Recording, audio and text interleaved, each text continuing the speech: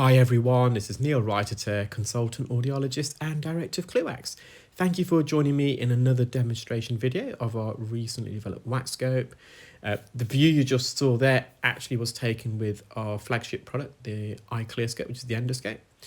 And I did that so you have a comparison initially of the views you get from both instruments, and also to give you some perspective of how narrow the patient's ear canals are, in particular their right side. Now, the WAXscope works differently to the endoscope.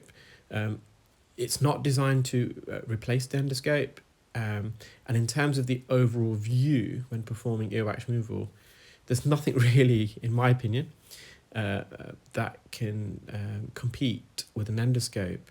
And so I just want to make that clear, guys, because I think sometimes people get a bit confused about the WAXscope. So the reason behind the development of the WAXscope is the majority of people, if I'm honest, really find it difficult to use the endoscope, our training courses. And that's because using an endoscope requires a lot of skills, a lot of bilateral integration. So here we've got a speculum to stabilize the WAXscope, to stretch the ear open. With an endoscope, you don't have that. You don't have that luxury. So you're having to use the endoscope not only to visualize the earwax so you can remove it, but also to manipulate the ear. And sometimes people find it difficult to insert the instrument into the ear whilst the endoscope's there. The hands get cross over itself. And so they just are quite unstable and unsteady, and that's fine. It is a difficult skill. It's not meant for everyone. For me, an endoscope, yeah, I much prefer the endoscope. But the reason behind the WAXscope is that what do people do if they can't use the endoscope? And so the whole plight behind the WAXscope was to develop something that, for me, can be also used in conjunction with the endoscope. So, for example, probably scenarios where I'd use the WAXscope myself quite a lot is with children, because having that speculum in the ear to stretch and straighten the ear canal also helps to stabilize the child so they're very still. Or other patients, it doesn't have to be just children, patients who can be a bit twitchy during the procedure, because it helps to steady the procedure. So an endoscope, the benefits of an endoscope is the wide field of view it provides. It's like you're inside the ear yourself. A WAXscope works very similarly to an ENT microscope. Now, an ENT microscope, you get what we call binocular vision. You're looking through two eyepieces which are artificially converged to then focus on an object inside the ear. And by doing that, it gives you what we call stereoscopic vision. So you get depth perception. You can do this experiment yourself, guys. So if you place one hand out in front of you and lift one finger up only, and then close one eye and do it from a distance, and with the other hand use one finger to try and touch the tip. Now, you'd be surprised that sometimes you'll overshoot or undershoot, but when you've got both eyes open to do that, it's a lot easier. And that's stereoscopic vision. You get that depth perception. With the WAXscope and even with the endoscope, you're not doing that because you're looking at a 2D monitor. However, that doesn't mean you can't develop depth perception just using 2D vision. You can do that in a number of different ways. With the WAXscope in particular, you do that by adjusting the focus. So when you know an object is not in focus, or when you do get it in focus, should I say, it gives you that depth perception. So just say there's some wax on the eardrum, and you're going to see some of that in a minute, guys. I'm going to remove some wax directly off the eardrum using the WAXscope. And we just adjust the focus, and when you go in with the instrument, when that becomes in focus, that's your depth perception. So you can develop it in different ways using what we call monocular cues. Another way with the endoscope, because with endoscope, the field of view is so great, you can gain depth perception by being able to see different parts of the ear anatomy in one go. So the first and second bend, so your brain kind of figures out where you actually are in the ear.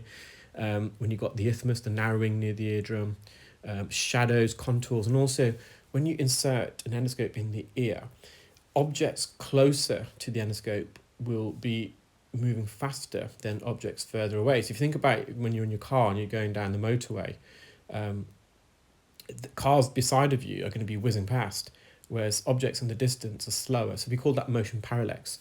So using that, you can get a sense of depth perception as well. So yeah, the WAXscope for me, I'm really, really pleased with it. I know some guys don't like the view, but this is not for viewing pleasure, so to speak. This is a medical device that I've developed to hopefully improve ear care around the world. And you may see there's a slit at the top, and that's crucial with the WAXscope and other. If ever you're going to develop an instrument like this, I'm probably giving away some trade secrets, but you do need a little opening at the top, because otherwise what will happen when you insert the instrument through the speculi, through the middle, it's going to obstruct the optical axis. So what I mean by that, what you're seeing is the tip of the lens right in the middle of the speculum, so you can see what's right in front of you. If the speculum goes straight through the middle of the speculum, then you're going to be obscured. Your view is going to be obscured. The instrument's going to look fuzzy. It's going to be out of focus. So I'll come back to that in a minute. So this is the patient's eardrum. I'm going to get it in focus.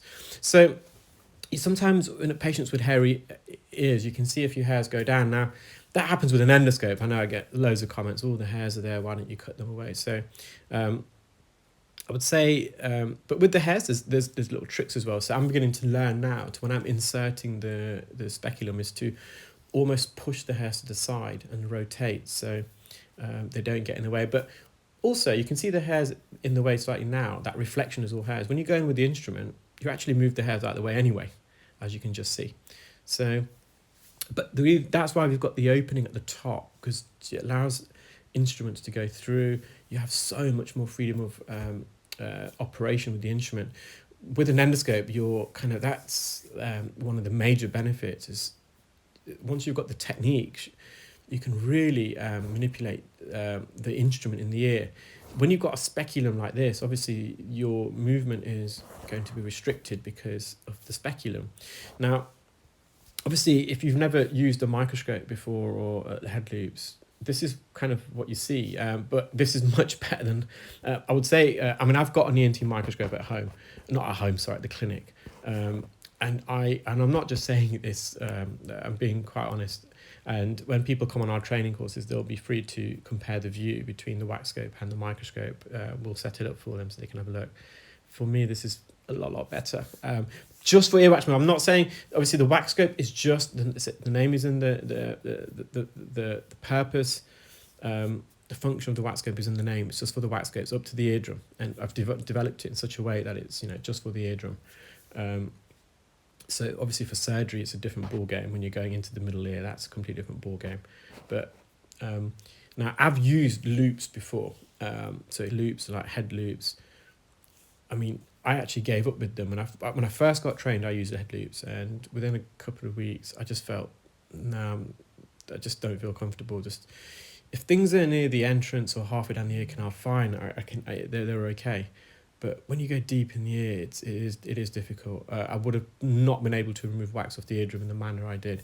And in fact, with loops, this is the irony. We're trained, and I think the training is similar now, is you're using the loops to remove the wax, but to make sure you've got all the wax out, or there's nothing like, there's no big lumps left, you then use an otoscope to check, and then you go back to loops. Well, that kind of tells you really that loops are limited. Now, I'm not saying there's not good people out there using loops. I mean, there must be people out there much better at me than using loops, because that's what they do. They've developed a special skill.